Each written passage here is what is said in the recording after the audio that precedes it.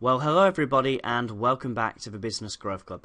This is your weekly edition from us, and in this week's edition we continue the email marketing journey. In today's video we pick up where we left off in the last video.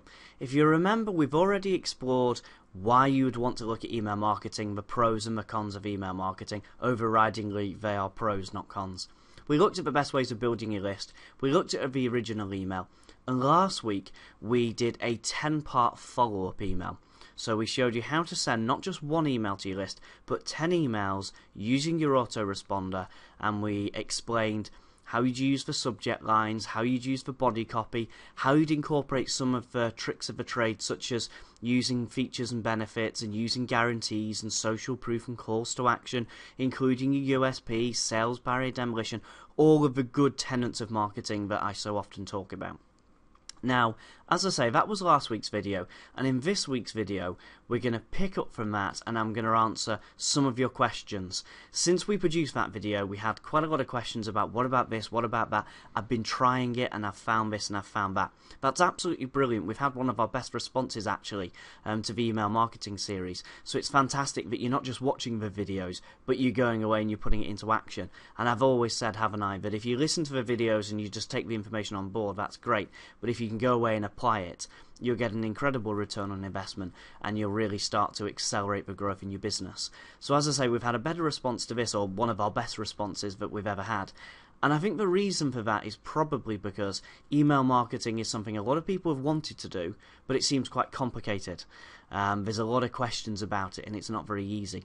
So I think in this series, because we've demystified it and we've really started to look at how you do it in a strategic way, and also it's cost effective, you can go and set up your email software for £10 a month. I think that's why so many people are doing it. So as I say, we'll pick up from last week's email, I'll answer all your questions, and then in the next the next video that we do, we'll look at how you actually get out there with your ongoing follow-up once a focused follow-up doesn't work. So in summary, last week, as I say, we'd already sent a first email and we did all of the follow-up emails, and we did that 10-part series. Now, the reason we send the 10 emails in a series is simply because once you've sent the initial email, you will get some responses. But overridingly, you're unlikely to get that many. You're very unlikely actually to get responses, because if you send 100 emails, if you get a couple of responses, that's good. 2 or 3 responses would be good. And that sounds positive, because 2 or 3 responses from 100 emails is good going. And if that turns into 1 or 2 genuine quote opportunities and jobs come from it, projects come from it, work comes from it, then obviously you're doing very well. But it does leave 97 other people, and they didn't respond. So you've got 97% of the list still to go at. So that's why we do what I've called the focused follow-up, those 10 emails, and then we do the ongoing follow-up that we'll look at in future. But for now, the focused follow-up. You remember the one, we looked at the example for AB Painters and Decorators in Durham, where we said, here is the 10 you would send. And we used the example of that Olympics offer. Even though the Olympics are over now, when we started the series it was still going, and I just want that continuity. So that's where we're up to. Now, probably the biggest question I've had from you in your emails since we did that video was, what time period should I be working to? Is there too much and is there too little? Now, I recommended that it's perfectly fine for you to send the email twice a week for the first 2 weeks, and then for the rest of the weeks every 7 days. So you'd send the email, and then you'd send a follow-up at 4 days, then 7 days, then the 10th or 11th, then the 14th day, and then the 21st, the 28th, the 35th, the 42nd, so you just keep going forward and that way. Now, some of you said, could you send emails every month? No, you can't. That's not enough. Avoid doing that. A lot of people do that, and they send out e-zines, and they don't work for all the reasons I've covered before. Other people said, could I send emails every day? Yes, you can. There's nothing wrong with doing that. However, you are more likely to irritate your list if you send it every day, and you actually have to have very good emails to send it every day, and you need a good reason to be emailing them every day. And it is a bit of a risky strategy, because you have to have every email really working powerfully, otherwise people get really annoyed. Whereas if you leave a couple of days in between, it's almost there, they get a little refreshed and it's like, oh, that's a reminder. Oh, that's a reminder. So every time you email them, it's a reminder. That's very different to every single day, which can look a little rude. So yes, you can do that, but you probably need to be a bit more of a seasoned marketer to be doing that. And I would probably say, if you've not done this before, stick to what I've put on here on the screen is what I believe is the most you can push it to. This is like the absolute. As I said, I would probably go for a couple of times in the first week, couple of times the second week, and then weekly thereafter. But if you really wanted to push it, and it's great that you're ambitious and you do want to push it, I would see this schedule here being the maximum. And any more than this, whilst you can do it, I would probably, generally speaking, and this is all general advice, of course, I would probably avoid it. So the most schedule I'd be looking at is day 1, obviously, the 3rd day, the 6th day, the 9th day, the 12th day, the 15th day, the 18th day, the 21st, the 25th, and the 30th. So in 1 month you'll email them the 10 times. I think any more than that is risking it a little bit. So that's my kind of maximum schedule, if you will. So hopefully that responds to that question. Now, a lot of you have asked me, what do I mean by telephone follow-up? Because I've said that you'll get some real power if you mix your marketing. I always say this, don't I, that you'd mix your different media. So you might send an email, and also you'd send a letter and maybe a phone call. A lot of you are saying, I get the idea of calling them, but what do I say? Well, actually, what you say on the telephone doesn't really matter, because it's a simple excuse just to talk to the prospect. And your objective is to get them talking and to open up a dialogue. So I would do something like calling them and saying, hello, Mr. Prospect. Use their first name. It's Bob or whatever your name is from. I put the builders just for the sake of argument. I'm just calling to ensure that you've received my email, which I sent on Tuesday afternoon. So that's your opening pitch. But it doesn't really matter whether they say yes or no, because you're just, as I said, starting the conversation with them. So if they say yes, I might say, oh, I'm pleased you've received it. I'm guessing you probably haven't had the time yet to read it, but I'm emailing you because in the email I talk about the offer and describe the offer that you've sent them, and then hit them with the deadline, because the issue is I can only keep it open during the Olympics, and I just wanted to check if that would be of interest to you, as I've sent it to a number of people in your industry, whether it's the hotel industry or whatever, and you just see where you're up to and you take their temperature. And don't forget, you're just in a traditional sales conversation, a traditional sales pitch. A lot of people get worried on the telephone, but if you're the person in the business that goes out and sees people, you're pitching to people all day long. You're doing your proposals, or you're quoting, or the pricing up, or the negotiations if it's retail. You're used to doing this, so really whether they say yes or no, it's just opening up the conversation. That's yes, no is barely different. They say, no, I haven't received it. Oh, that's okay, I'll resend it now. I'll just check your email address. However, the real reason I'm calling is, in the email, I've given you an offer. Describe the offer. Then give them a time limit. And then say, would that be of interest to you? And I've contacted lots of people in your industry. Remember, that's for scarcity. You know, it's only open to a couple of people, and I've sent it to a lot of people. I don't want to waste your time. It can work very well because you're filtering people. So again, you're just there and you're in a normal conversation. After the conversation as well, unless you get an appointment, agree the next time you want to speak to them. Say, I'll keep emailing you, but when would be a good time to follow up? Of course, most people are going to respond negatively, but we're not really focusing on the largest number in marketing, which is always the no's. The non-responses or no's is always that largest number in marketing. You're not worrying about that. You're worried about the 10% who say yes, not the 90% who say no. So if you've got an email list of 500 and you're working that email list, then maybe we can get 50 people to say yes. That's 450 people who say no. Don't focus on the 450 who say no. Worry about the 50 people who say yes, because they're the people from whom you're going to get business. As I say, the biggest number in marketing is always the rejections. So remember that in your telephone follow-up. You might go 10 or 15 phone calls before you get a productive phone call. That doesn't matter. Every time you get a no, just remember you're one step closer to a yes. That's the way I always kind of look at it. Okay, so now I'm going to look at some of the myths that there are about emails, and more importantly, these are really some of the comments or questions you've asked me, and I'm going to kind of reflect those back at you. The first one is, you can only email people once. Well, obviously, because we're producing so many videos on how you do a series of emails, I obviously don't believe that, but lots and lots of people do. They say, well, I've emailed somebody once and they've not responded, so I'll just give up. Now, it's very well established in marketing that you need what's known as 7 touches. You need to have 7 contacts with people. Now, obviously, that's not a very scientific number because it's just 7, because 7 seems about right. Sometimes it's much more, sometimes it can be a little bit less. But it's not a bad number just to remember. It's not a bad number to remember that you need to speak to people 7 times. You need to send them 7 emails, or 1 phone call, a couple of emails, a couple of letters, or seeing your advert. 7 touches you need to have with them before they're going to be interested in your product.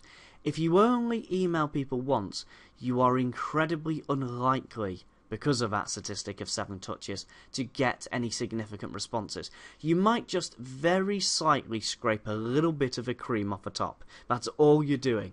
You're not going any deeper than that. If you just email people once, you will never really get the results.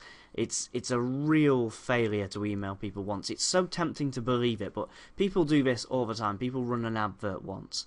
People do something on their website once. They place 25 pay-per-click ads or something like this. They send 1 letter, and then they give up because it's not working. I would much rather email 1 person 6 times than email 6 people an individual email. So if you said to me, well, we've got this list, and you can have a really big list and email it once, or a smaller list and keep emailing it time and time again, the second option every single time. So tempting to believe you can only email once, but don't fall into that mentality. You emailing once is actually probably a waste of time, and I would say if you're only going to email them once, don't bother. Do another form of marketing. You know, go networking or something like this, where 1 pitch is probably enough. But I wouldn't be doing email marketing. Tempting to think like that way, but no, keep doing it. Interested people will reply to your first email. Well, actually, we know that they often say that the vast majority of people don't even see your email. Some people delete it because they're busy. Some people don't read it because whilst they've opened it, something else then distracts them, or they're just not in the mood for reading it. A lot of it will go into the spam filter. A lot of it might even be when someone's on holiday or busy, so they open up their emails and delete en masse. Some of it may have been disregarded by somebody else.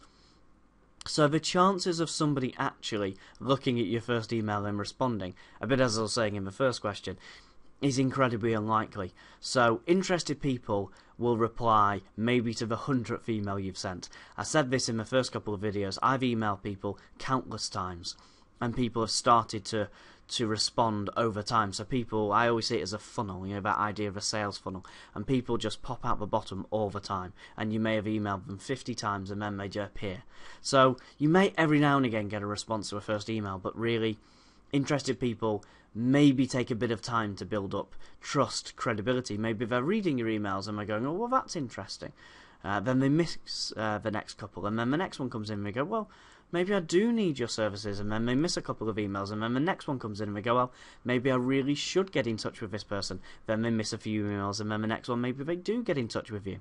So it is a myth. It's a common myth, but it is a myth, and don't buy into it. The next one is, people will complain if you email them too often. Well, yes, they will. You will always have opt-outs. If you're emailing a list of, let's say 500, because that's a reasonable number, you'll always have 1 or 2 people who opt out of your emails every month, and you'll also have 1 or 2 people every now and again who email and complain and say, will you please stop emailing me? But you know, people complain at the fact that there's adverts on television. People complain at the fact that people telemarket to them. People complain that people stop them in the street. People complain because you run adverts in the newspaper and they wish there wasn't an advert, just news. Some people will always complain about marketing, whether it's emails or any other form of marketing. And emails get just as many complaints as anything else. But if you're going to worry about people complaining about your marketing, the only alternative is to never do marketing. Now, if you never do any marketing, you will never grow your business, because remember, the number one quickest way to grow a business is to become very good at marketing. If there's one skill you really need to develop, it's the skill to master marketing, branding, sales, all of that business growth stuff. So if you're worried that every now and again somebody might complain, well, they might do, but so what? People complain all of the time. It's probably because they're having a bad time at this moment in time rather than something to do with you. But if you get caught up in this worry that every now and again somebody will complain, you'll never do any marketing. The best of marketers get a few complaints every now and again. So long as you're not doing something obviously wrong. I mean, if you're sending offensive emails, or you're sending emails to people who've asked to be removed from your list or never agreed to be emailed, of course you are going to get some genuine complaints. But if people agree to be emailed, or if you telephone somebody, or if somebody receives a letter and they're unhappy with that, well, really, if we stop businesses marketing, the economy will grind to a halt. So take that one with a pinch of salt. If you're getting a huge number of complaints, you're probably doing something wrong. As I say, maybe you're being offensive, or you're doing it in the wrong way, or you're not looking at the people who asked to be removed. But a percentage of people will always complain about your marketing. In fact, whilst this is maybe not true of email marketing so much, it's probably more true of direct mail, sort of sending mailers in the post. But what I have found true is the very best campaigns I've ever run are the ones where we get the most complaints. So I'll give you an example of a Valentine's campaign we ran, which was on the theme of whether or not you loved your existing advisor. It was a silly play on Valentine's, but because we sent what looked like a real Valentine's card, we thought open rates would be incredibly high, and presumably they were, because our response rates were very high. So presumably people were opening it, and we got good responses, and it's one of the best campaigns we ever ran. It was absolutely brilliant. We're so happy with the results, and so many people even responded to say to us, I'm perfectly happy with my existing relationship with my advisor, but I just thought I'd say thank you very much for sending me this, because it brought a smile to my face, or it made me laugh. So we even had people saying, I'm never going to buy from you, or not now anyway, but I just thought that was really good direct mail, and it brought a smile to my face, or it brightened up my day, or it was... So we even had that, which is almost unheard of. If that's ever happened to me before, it's been very infrequently. But this, we got those sorts of responses as well. But we also got complaints. We got people saying, how dare you send me a Valentine's Day card? Now, let's be compassionate and say maybe, careful how I say this, but maybe it went to somebody who was lonely, or maybe going through a breakup, or maybe somebody who, is in that place, and then they get a Valentine's card and they believe it's from somebody important, and they open it, and it's not, it's from me trying to sell them something. And they get a bit upset. So maybe you've got to be compassionate. And all you can do is apologise and say, I'm very sorry, I didn't mean to offend you. But, so let's be compassionate and say, well, maybe that was it. But hey, the campaign got some of the best responses we've ever had. So sometimes the more risky you are, the better. To bring it back to an email example, I sent an email a bit of a while ago now. I think it was about...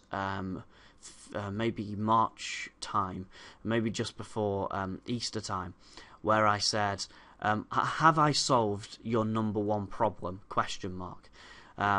So that was quite a provocative headline. Have I solved your number one problem? It's assuming they've got a problem, and it's being quite arrogant. And I said, I've been emailing you now for a long time, and I've told you how to do this, how to do that, how to do the other. Have I solved your number one problem? That number one problem you're having in business, have I talked about that, and can I help you? I'd really like you to respond. Just let me know whether I can help you, or if I can't, let me know and I'll remove you from the mailing list. I don't advise you do that type of email, by the way, unless you know what you're doing, because it's quite a tricky email when you say please disappear or do something. It's a more advanced strategy I'll tell you about later, but for now, if you're just getting started with email marketing, avoid that one because it's risky unless you do it properly. But I sent that email, and I got a lot of people saying, oh, how dare you even assume that I've got problems? My business is brilliant, and I need no help from you, and kind of get lost sort of thing. But I also got plenty of people saying, you're right, you've kind of pushed me into action. You've said I've been emailing you, and you have, and it's really good advice. and maybe I do need a little bit of help. So it was very, very provocative. Even though maybe that headline doesn't sound all that provocative, I mean, I could have sent a lot more provocative.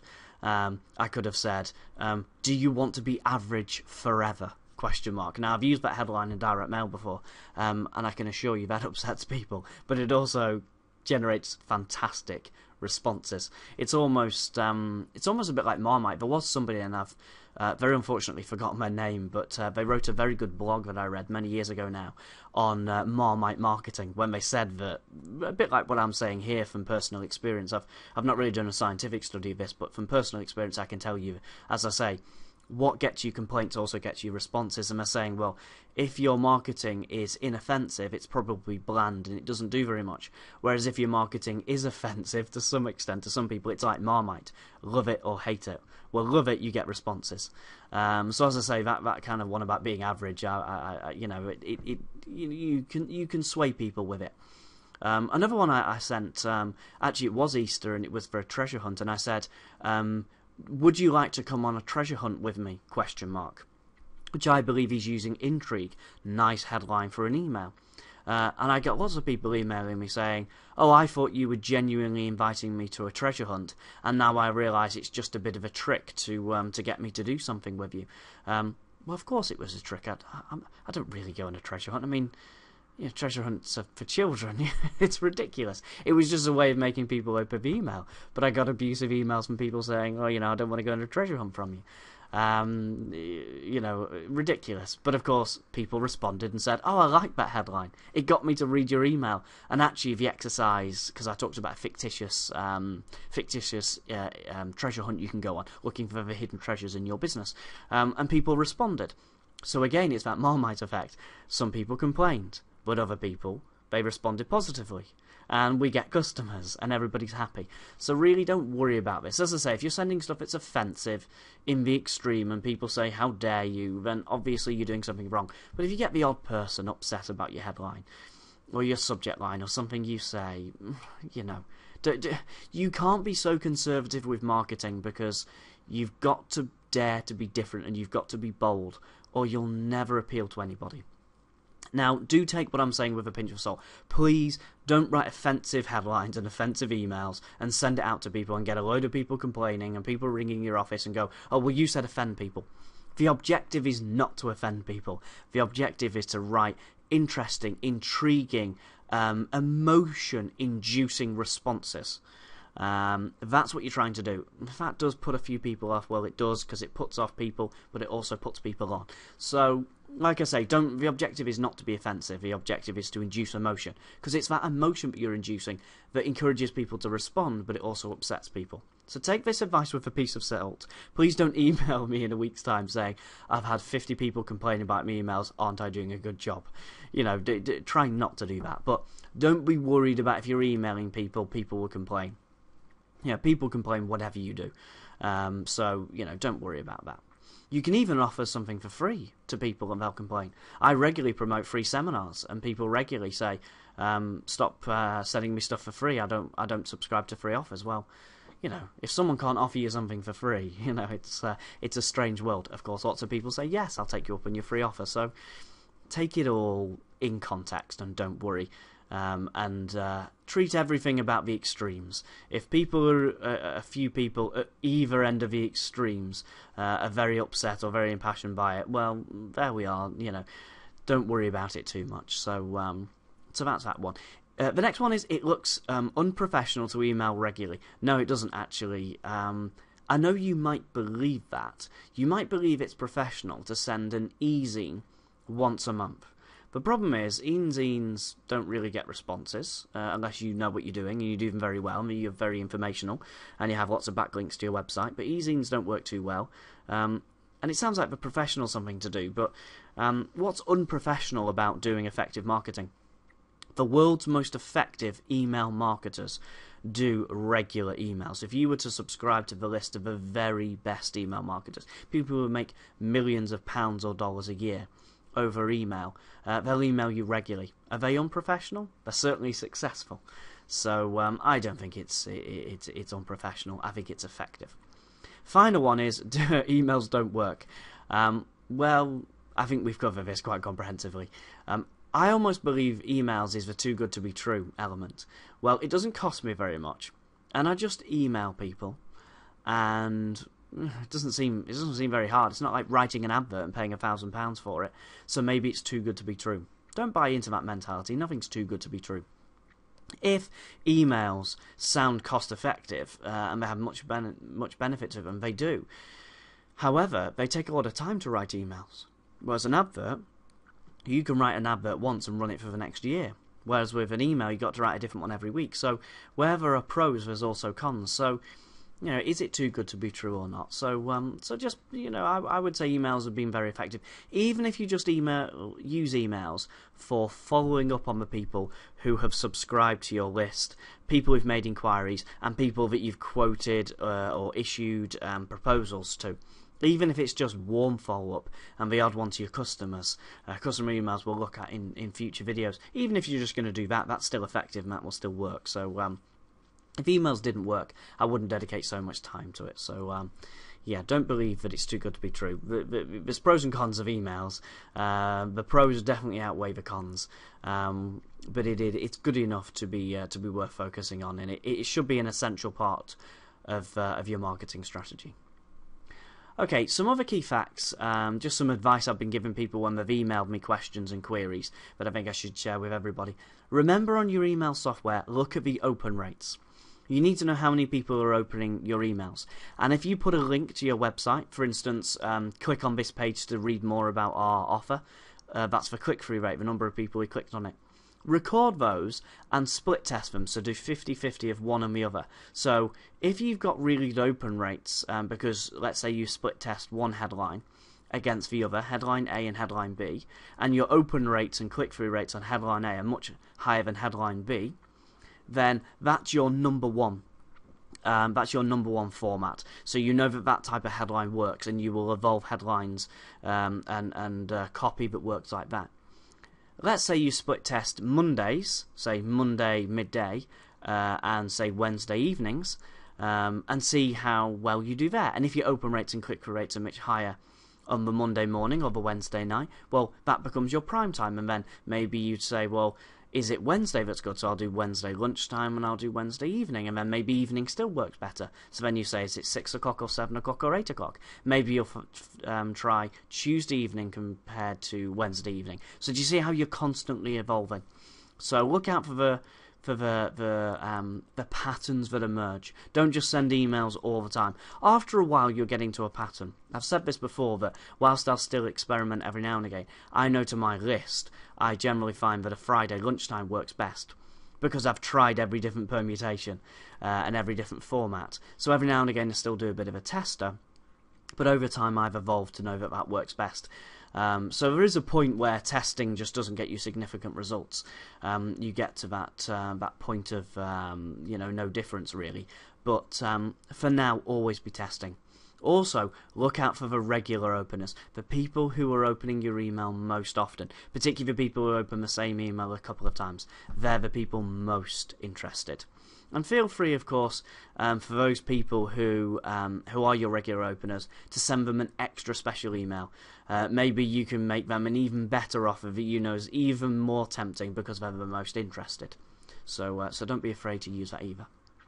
Okay, so in summary of today's video, email marketing is a very effective marketing campaign, but it is a campaign. It's not a one-off activity. Don't send one email. As I said in the beginning, if you're going to send one, kind of don't bother. Do something else. It only costs you once to actually create them, but the returns continue to roll in for several years, because once you've written a really good 10-part email series and you've perfected it, and you know what you're doing, and you've done all the split testing, and you get a really good 10-part email series, it only costs you once to develop that and invest in that. But you can use that for the next several years. I've got your autoresponders I still use today that I've perfected a while ago, and I've invested in it. And now everybody who inquires goes through a really good autoresponder, and I know the response rates. I've invested in it once, and it's still reaping dividends today. So that's what I would say in summary of today's video. There's so many, as I say, there's pros and cons, but there's so many pros. and the pros outweigh the cons, so make sure you implement this advice. So hopefully this has been useful. Hopefully it's addressed all of the questions you've been asking. If you've got any more, do email them to me, and of course I'll pick them up either via direct response or I'll look at it in the webinar. So as I say, hope it's been useful. You'll hear from me again in a week's time, but between now and then, have a fantastic time in business, and goodbye for now.